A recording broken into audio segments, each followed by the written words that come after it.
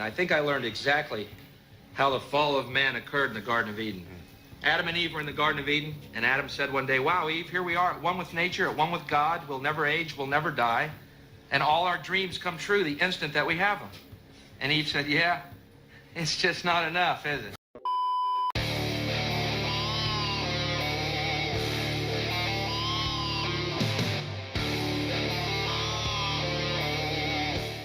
Yo, what is going on, guys? Got a video for you here today from the Modern King titled "Wife Takes 2-Month Break from Marriage and Instantly Regrets It." I don't know, man. These women who want to take breaks from their marriages and relationships, I'll tell you what, you should put them on a permanent break, okay? If your wife wants to take a break, she should get divorced instantly, in my opinion. Just throw the woman out.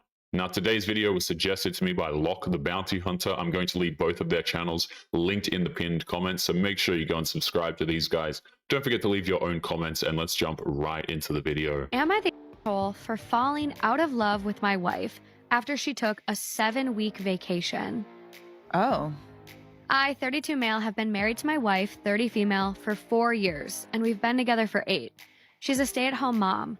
We have Irish twins, 1 female, 2 male, which have been incredibly taxing for my wife. She wanted a solo vacation break for a few weeks where she would travel to different states, visit her high school and college friends, go to concerts, and do a lot of fun stuff. It's understandable to need a break from taking care of the kids, but having a few weeks to travel across the country, visit old drinking buddies, and quote-unquote have fun seems like a bit of a wild idea. She asked if I would be okay with it. I asked if she could make it a couple of weeks shorter, because 7 weeks of managing our 2 children alone sounded really daunting, especially since work was also getting taxing recently. I do work remote, so at least that worked in my favor. I felt a sense of betrayal that my wife had actually gone through with the 7-week vacation. I slowly fell out of love with my wife. When she came back from her vacation, she was super refreshed and recharged, but to be honest, I was a bit indifferent. My wife tried to initiate sex the first night she came back, which I rejected because I said I wasn't feeling it. There is nothing normal about what she did. She dumped the kids on her husband and went off to go have her fun, and then she came back assuming everything would be normal. You can't blame the husband for feeling disrespected because he was. Subsequent days, I had the same level of indifference in our day-to-day life, and she probably noticed it, but didn't say anything. A week later, she asked me why I was acting like this, and I told her I don't love her anymore. Ooh. Wow. She apologized for taking the 7-week vacation and asked if there was anything we could do to fix it. I told her no. We pretty much went through the motions the next couple of weeks before I finally decided that I wanted a divorce. These women love to apologize for hurting their men after they're done hurting them, as if that's supposed to fix anything. Where was that feeling when she wanted to ditch the family for 2 months to go and have quote-unquote fun? And I think we all know what she means by fun, by the way. She seemed devastated when I brought up divorce, which surprised me because I had already told her I don't love her anymore.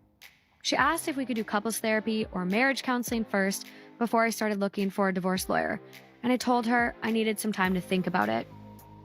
I've spent a few days thinking about it, and I'm still leaning towards divorce because I basically don't love my wife anymore. I don't think marriage counseling can fix it. So, am I the asshole for falling out of love with my wife because she took a 7-week vacation? He's not the a-hole. If he fell out of love with her after a week vacation, that would be one thing. But after 7 weeks, that's bound to make any man feel like he's a stranger in his own marriage.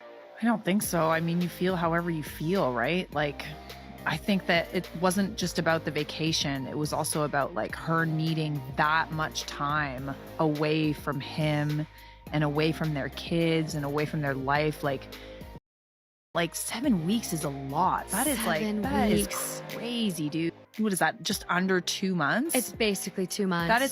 That is an insanely, like, I don't know how you can.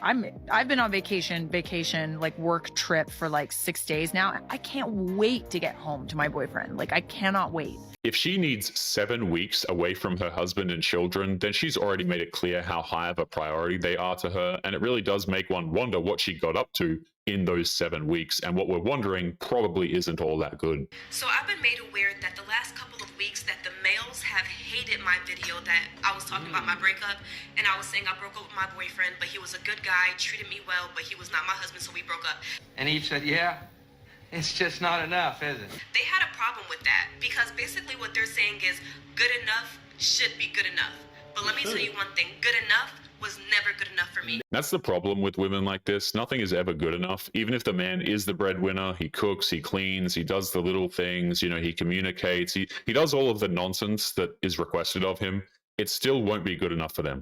No one talks about divorcing a good guy. I've been divorced twice, both of which were my decision, and neither one of them were abusing me or cheating on me. That doesn't mean there wasn't a pile of other reasons as to why we couldn't maintain a healthy relationship. You deserve to be happy. And I'm proud of you for taking responsibility for your happiness and doing something about it. So stop beating yourself up. What's really funny about these women who divorce the good guy is they will say that there was nothing wrong with him and then double back and list off a bunch of superficial reasons why she felt the need to leave him. Men are not obsessed with women like they used to be. Y'all don't find that kind of weird?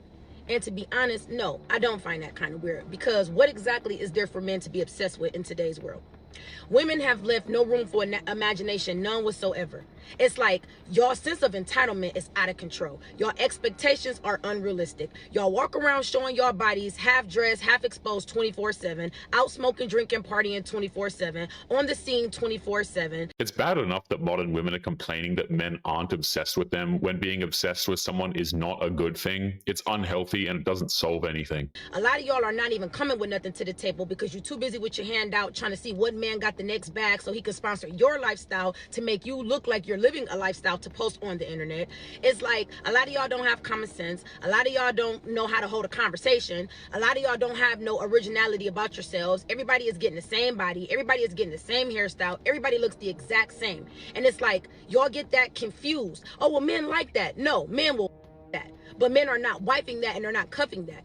Every single thing she listed are things that modern women expect men to do. The men need to, you know, not only be special, but they need to pay for everything. They need to initiate every conversation, do all of the little things, and all he gets is a carbon copy woman with no personality and even less pleasantries. And I think y'all are starting to realize that, and then the first thing y'all want to say is, oh, well, they're gay, they're sassy. No, they're not.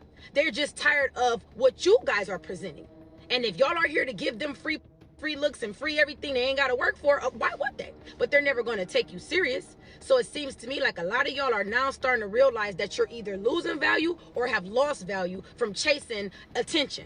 And now that's something that y'all got to deal with, and y'all can't face that fact. Men love women that are exclusive, women that are put up, women that every man can't say he had or can have. Simple as that.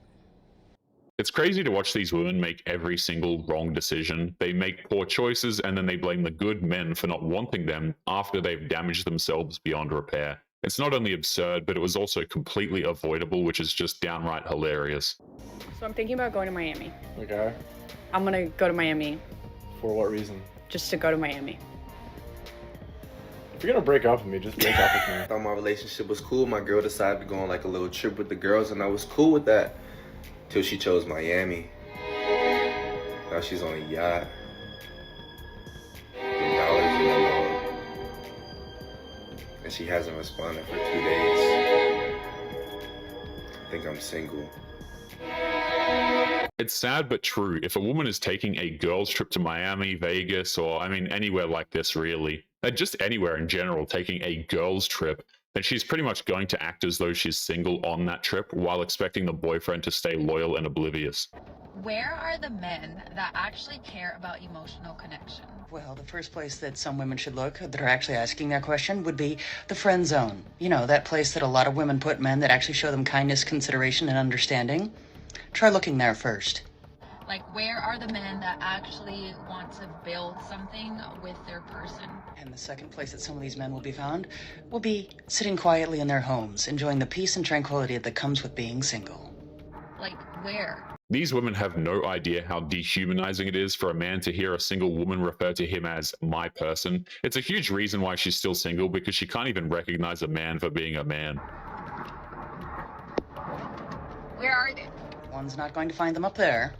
Because I don't understand. I don't understand. It's just like that's long gone. Emotional, spiritual, and mental connection is completely completely gone, apparently. No, it's not. But a lot of women forget that part of actually finding that connection would involve listening to their partner, not just their partner having to listen to them. And all they really care about is physical attraction and gaining physical attention. So That might be in large part due to a lot of women only being focused on a man's finances. I don't know what kind of world we're living in, but honestly, if someone is not willing to connect on a mental, spiritual level, like, it's just not happening. I'm sorry. We are living in the kind of world that modern feminism has created. This is what years of chasing Chad does to a modern woman. It convinces her that all men are somehow only interested in bedroom fun, and once she gets to that point, she's honestly just too far gone. There's no saving her, especially when she throws every life jacket that she gets back into the sinking ship. When do you think you're gonna hit your wall realistically? I literally have glowed up every single year. Like every month I get hotter, so I don't believe in a wall. I think that's probably like 55. What do you mean wall? It's all Explain to me what mentality. you Like mean wall. unfortunately, like when you're hot, you get so much more power. It sucks, but it's the truth. Wall as in fertility window dies down, your looks fade, stuff like that. Okay, I feel like 37, almost 40. She feels like the wall doesn't hit until 40 years old. I'm sure that the 33-year-olds who are freaking out right now will be relieved to hear about this woman's feelings. I feel like the stigma is like 30. It's like when girls are supposed to be like, Well, like you have to as a settle woman, down. like I don't base my worth on my fertility, so I think that probably like 60, even 70. One could argue that a woman's most prized possession is her ability to reproduce, though. Because I have a successful job in the business intelligence industry and I make my own money and my happiness doesn't stem from having children. One thing she's forgetting is that she doesn't get to set her own personal value. The value is set by the market, I guess you would call it, and the men who are actually dating the women. She may not care about her youth and fertility, but men do, and that's all that really matters. What do I need a man for? I've written a few things here that you need men for. Pause to read. If you lived in a hut outside in nature, you would not be asking that question. You would see every day. You would say, what do I need men for? To keep threats away, to keep me safe. They go hunting, they bring back food, they provide, they protect. That's what you needed men for back then. And ever since then, men have worked their asses off on railroads and in coal mines and going to war. And they created civilization, which is way better than that hut. The funny thing is, even though men were the ones who built society, they're also the ones who maintain society. Modern women still take the credit, even though they had nothing to do with it. And just recently, you've started to say that it's not fair that men have more of the wealth than you. You want to make the same, but then you also want men to pay. So now we have this fake fictional situation where you think you're doing this yourself, you think you got up here on your own, but this is really what it comes from. There are men today still overwhelmingly making all these things available for you. You mostly have comfy office jobs. But since you believe that you're doing this all yourself because you can't see what men are doing, you're treating most of them as unneeded. Like this, you're saying, what do we need men for? They're not needed. Even though they are still doing all of this and they're not getting very much for it. So now we have a situation where more and more women think that being a product manager is where all of this comes from, and men are dropping out because there's nothing in it for them. If you don't want a man in your life, that's up to you. But if you don't recognize that this is the situation we're living in, then we're all just in a lot of trouble. The fact that these women feel the need to dehumanize men to the point where they don't even see them as actual people is kind of disgusting, especially since it's the invisible ones who are keeping everything going while the women take everything for granted. Not a great attitude. But anyway, guys, we are going to be leaving today's episode there. As always, don't forget to subscribe to the channel if you are new here. Drop a comment, and I will see you all in the next one. Make sure you take care of yourselves, guys. Peace.